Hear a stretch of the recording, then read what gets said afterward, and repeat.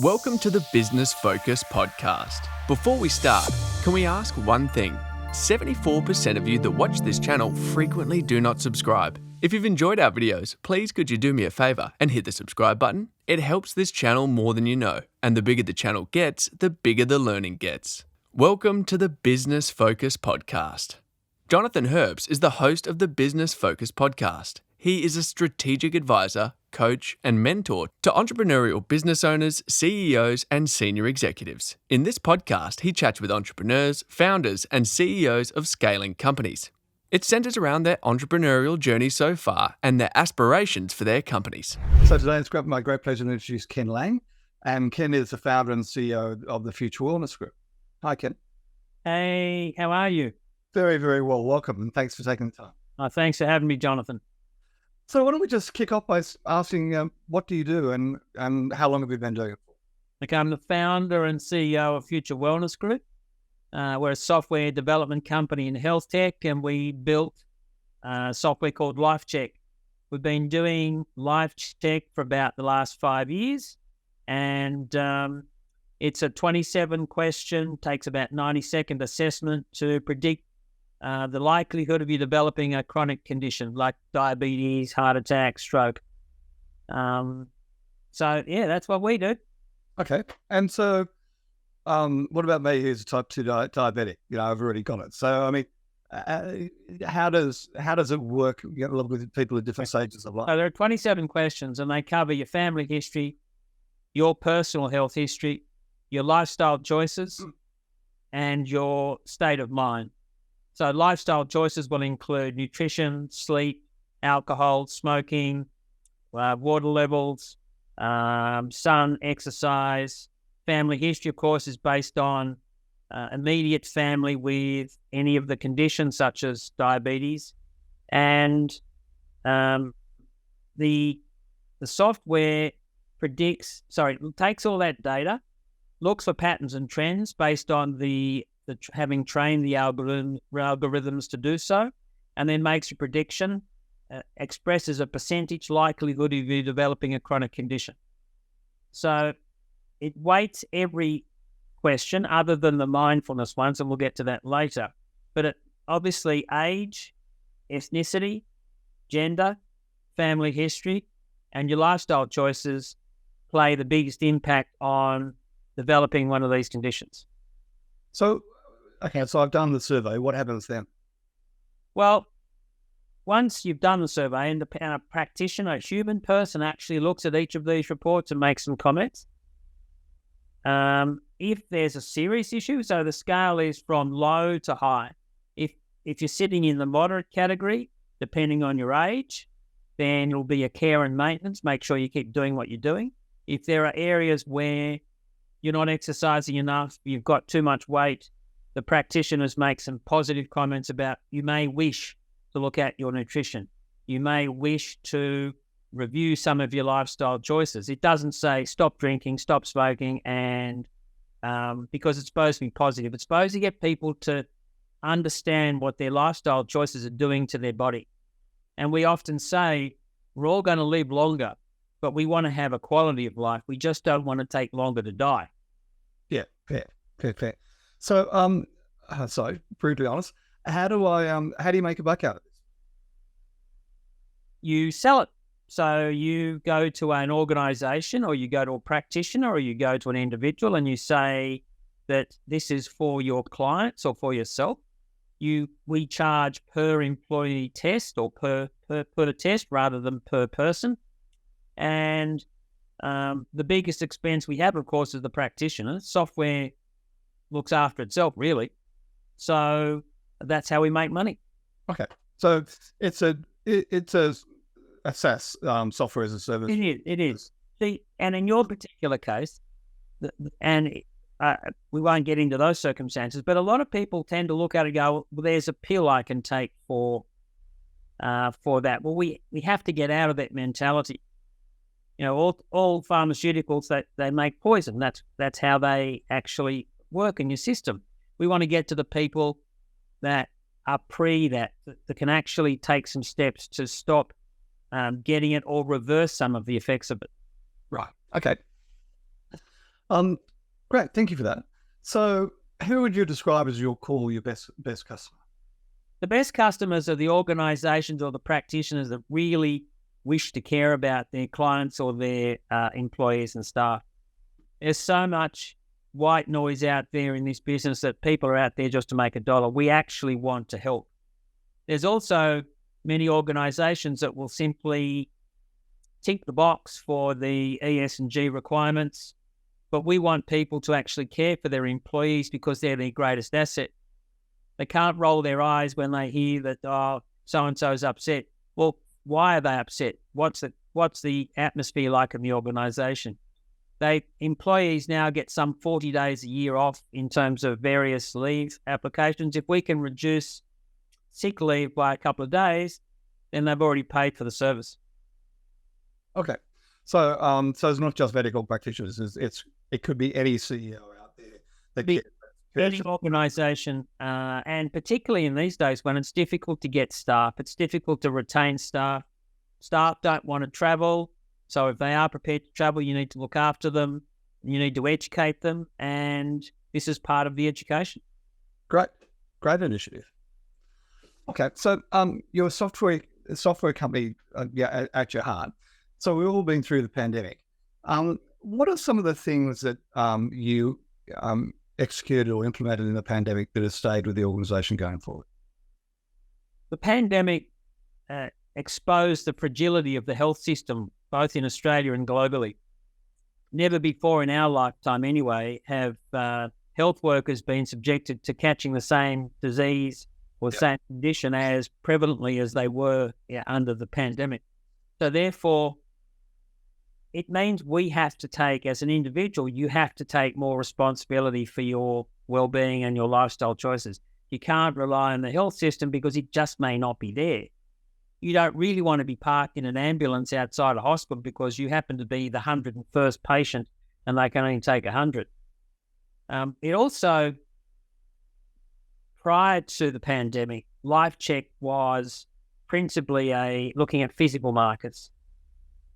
The pandemic introduced the mental health of people as being a major factor. And of course, part of mental health is your physical well-being. If you feel better, then mentally you'll feel better. So we expanded LifeCheck to include mental health questions and specifically around COVID, whether you had COVID or not, because of the long-term effects. It really zeroed us in on how we have to look at the importance of our health and expanding our roadmap to include other platforms that may have a larger degree or a better degree of predictability in various areas. So they've stayed with us for the last 3 or 4 years. Okay. What about internally within your own company, Ken? Are you a remote company? How does it all work?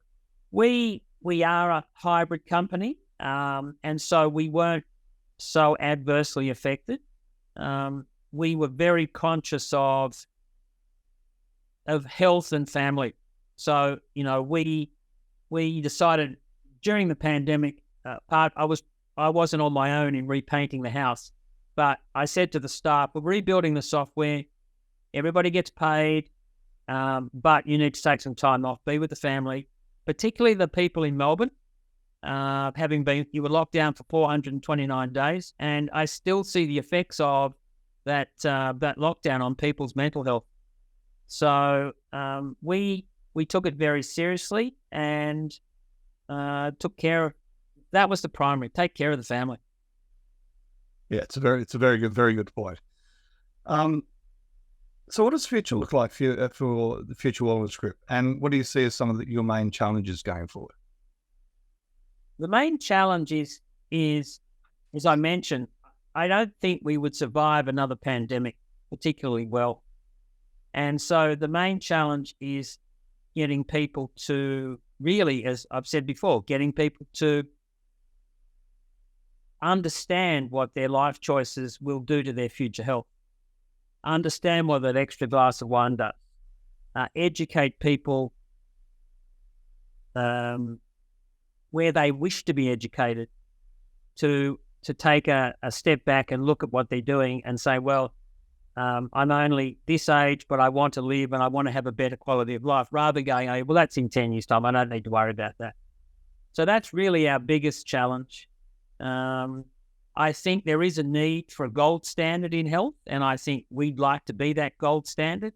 So as you can use, you have that little ticket that says, I have a rating of X with Future Wellness Group, and that's accepted by your bank, by your insurance company, by any number of organisations as a ticket to better quality and more advancement.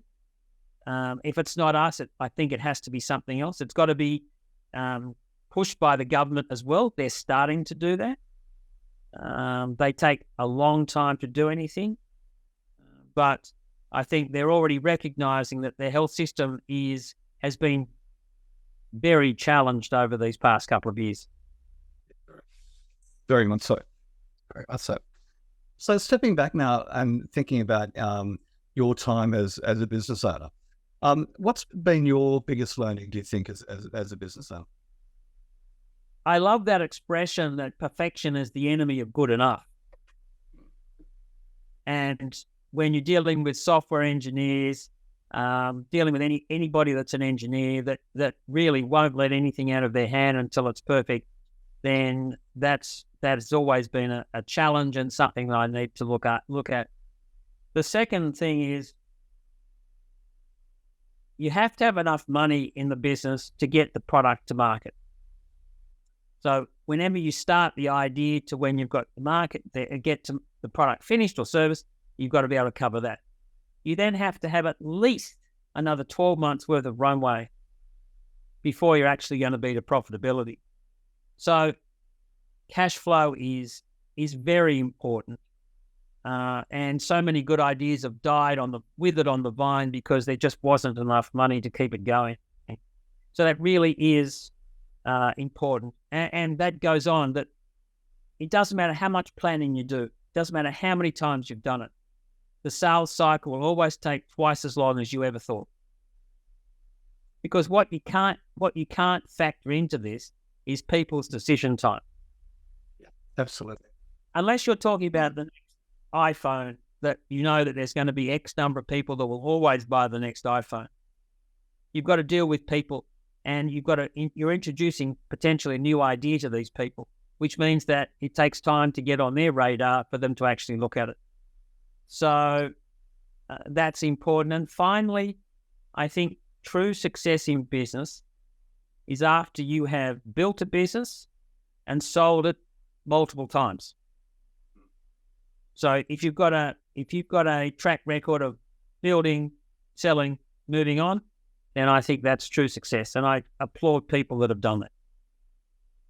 It's some fabulous points in there.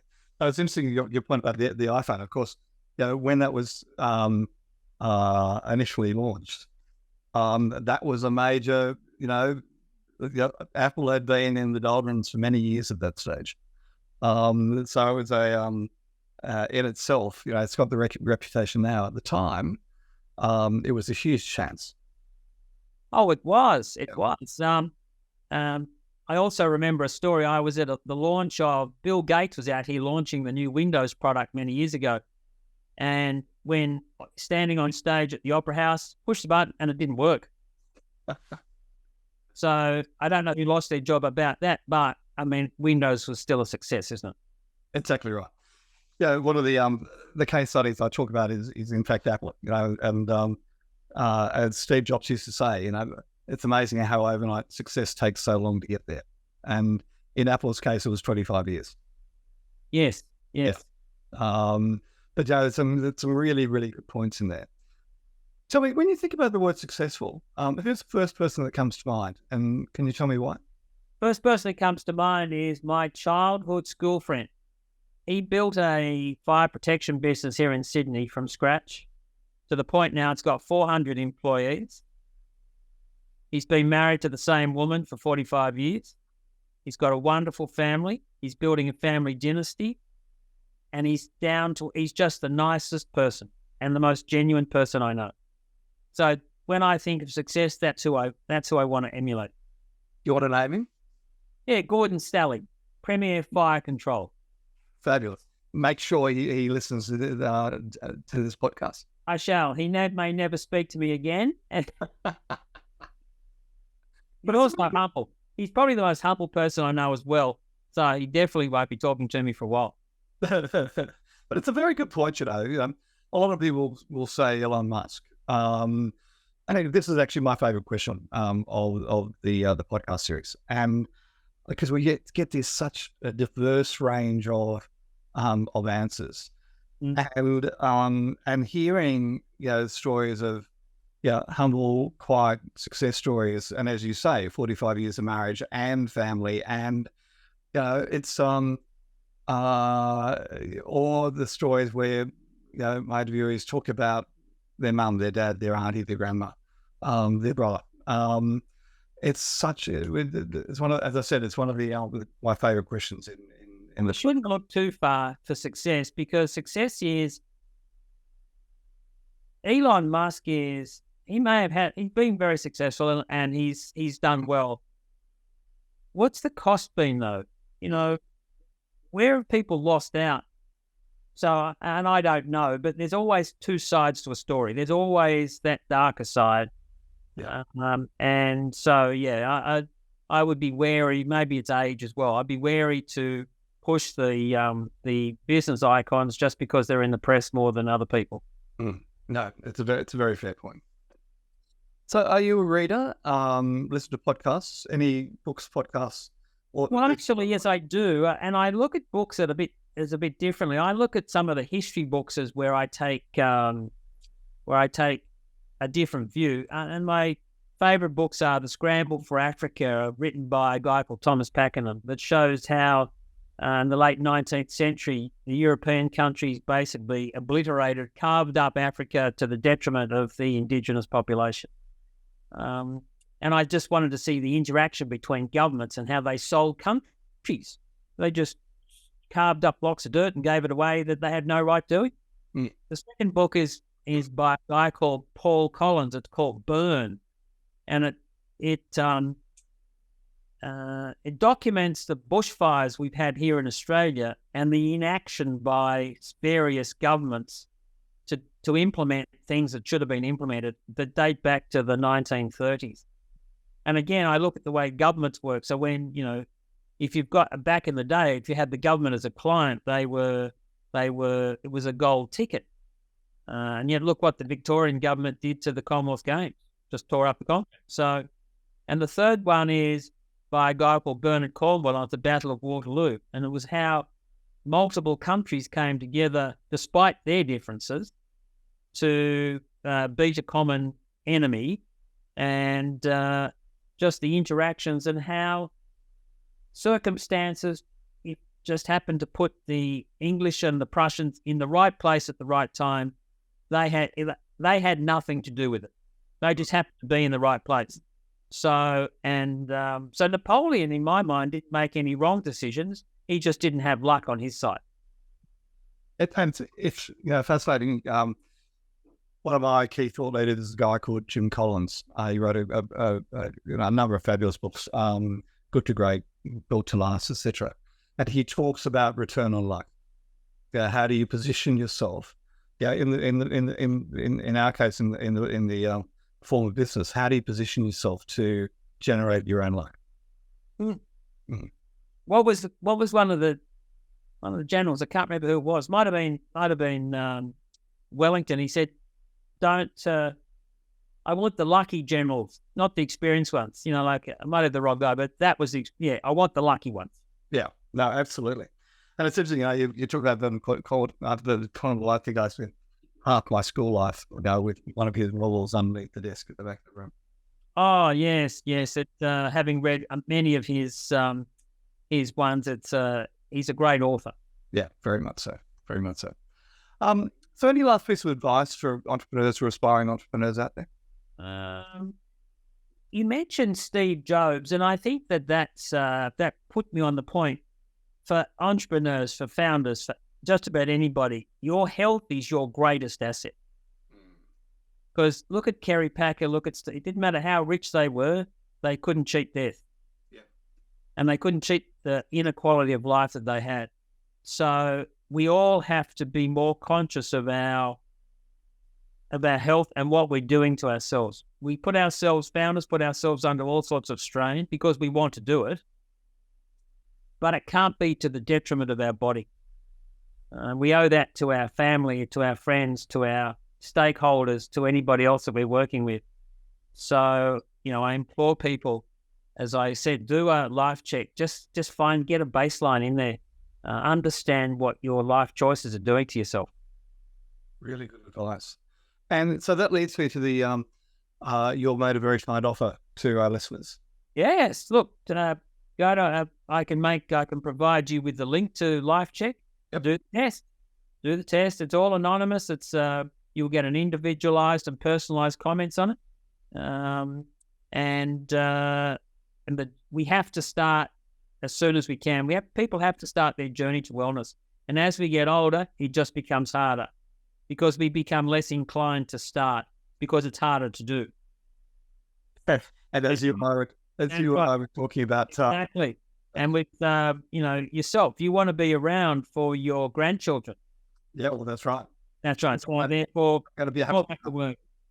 But it's a really good point because as you and I were talking, my 9-year-old son and I both managed to take a fall at rugby practice not long ago, and he fractured his ankylosed sprain mine, so we're both running around on members at the moment looking up. The 9-year-old will bounce back in 2 weeks. I'll be fine. It's actually not. It's me, it's the issue. That's right. Yeah, exactly. Dan, thank you so much. Pleasure. I've really enjoyed the conversation. Thank you. Thanks for having me. Take care now. Bye-bye. If you are hearing this message, you've listened to the entire episode, and for that, we want to thank you from the bottom of our hearts. We hope you enjoyed this new episode, and if you did, please leave us a review on YouTube, Apple Podcasts, and Spotify, or wherever you watch/listen.